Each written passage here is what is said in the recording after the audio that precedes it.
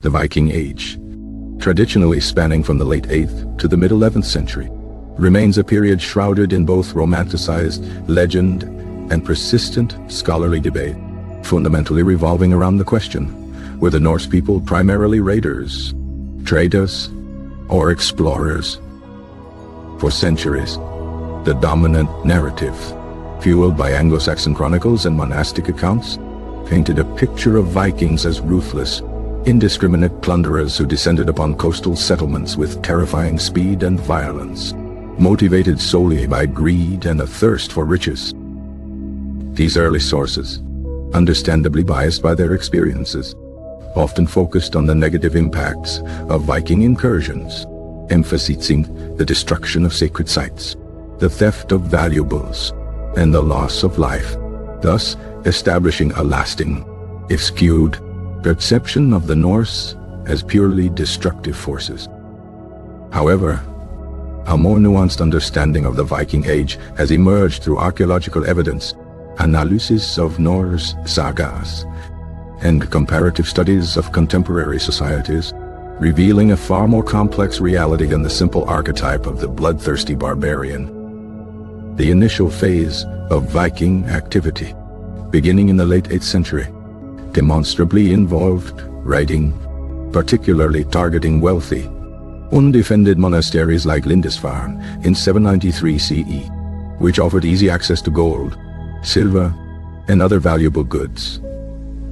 These early raids were likely opportunistic, driven by factors such as overpopulation, limited agricultural land in Scandinavia, and the availability of sophisticated shipbuilding technology that allowed for swift and long-distance travel. The development of the clinker-built longship, a lightweight, versatile vessel capable of sailing in both shallow and deep waters, was arguably the most critical technological innovation enabling Viking expansion and activity. This allowed the Norse to travel up rivers, bypassing fortified settlements and reaching inland targets, and to navigate the open ocean with relative ease, facilitating voyages to Iceland, Greenland, and even North America.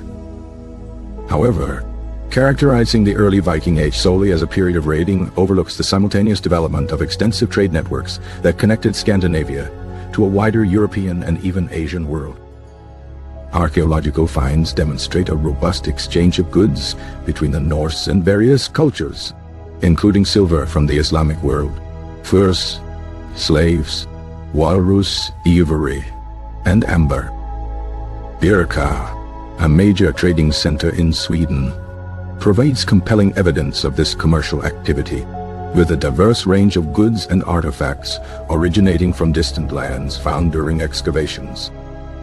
The Norse established trade routes along major European rivers, such as the Volga, Dnieper,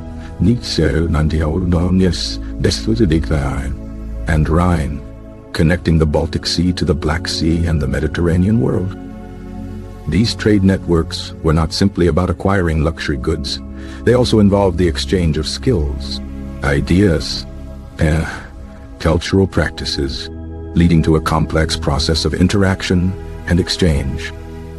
Furthermore, the Norse were not merely passive recipients of trade. They actively participated in the production and distribution of goods, establishing workshops and manufacturing centers in their own settlements. The importance of the slave trade during the Viking Age is increasingly recognized, with slaves, known as thralls, forming a significant part of the Norse economy and social structure. Slaves were acquired through raiding, trade, and tribute, and were used for labor, domestic service, and even religious sacrifice, highlighting the darker side of Norse society. However, to portray the Vikings solely as raiders and traders overlooks their remarkable feats of exploration, which extended their reach far beyond the established trade routes. The colonization of Iceland, beginning in the late 9th century, represents a significant example of Viking exploration and settlement, establishing a permanent Norse presence in the North Atlantic. Iceland was not simply settled, it was actively cultivated and organized, with the establishment of the Althing, one of the world's oldest parliaments, demonstrating a sophisticated system of governance. The subsequent exploration and colonization of Greenland, led by Eric the Red in the late 10th century, further demonstrates the Norse capacity for long-distance voyages and settlement in challenging environments. Although the Greenland settlements were ultimately unsustainable, they represent a remarkable achievement in maritime exploration and adaptation to a harsh climate. The most remarkable feat of Viking exploration, however, was the discovery of North America, known to the Norse as Vinland, around 1000 CE, centuries before Columbus. L'Anse aux Meadows in Newfoundland provides archaeological evidence of a Norse settlement, including the remains of turf houses and workshops, confirming their presence in North America. Although the Norse presence in North America was short-lived, likely due to conflicts with native populations and logistical challenges, it represents a significant achievement in maritime exploration and cross-cultural contact. The sagas, while often embellished and fictionalized, provide valuable insights into the Norse worldview, motivations, and experiences during their voyages of exploration, although their historical accuracy remains a subject of debate. The sagas emphasize the importance of courage, resilience, and resourcefulness in overcoming the challenges of exploration, reflecting the values of Norse society. Therefore, characterizing the Vikings as simply raiders, traders, or explorers is an oversimplification of a complex and multifaceted society. They were all three, and their activities were often interconnected and driven by a combination of economic, political, and social factors. Writing provided initial wealth and resources, which could then be used to finance trade and exploration. Trade provided access to valuable goods and resources that were not available in Scandinavia, fueling further exploration and settlement. Exploration provided opportunities for settlement, resource acquisition, and prestige, further expanding the Norse sphere of influence.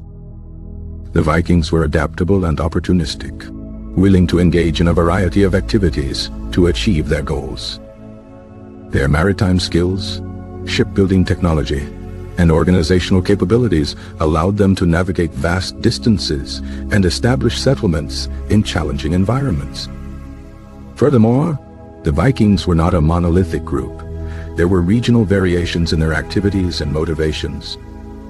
Some regions were more focused on raiding, while others were more involved in trade or exploration. Therefore, a nuanced understanding of the Viking Age requires recognizing the diversity of Norse society and the interconnectedness of their activities. The legacy of the Vikings extends far beyond their raiding activities, encompassing their contributions to trade, exploration, and cultural exchange. Their voyages of exploration opened up new trade routes and established connections between different cultures, shaping the course of European history. Their contributions to shipbuilding technology and maritime skills continue to be recognized today. Ultimately, the Vikings were complex and multifaceted individuals who left a lasting legacy on the world.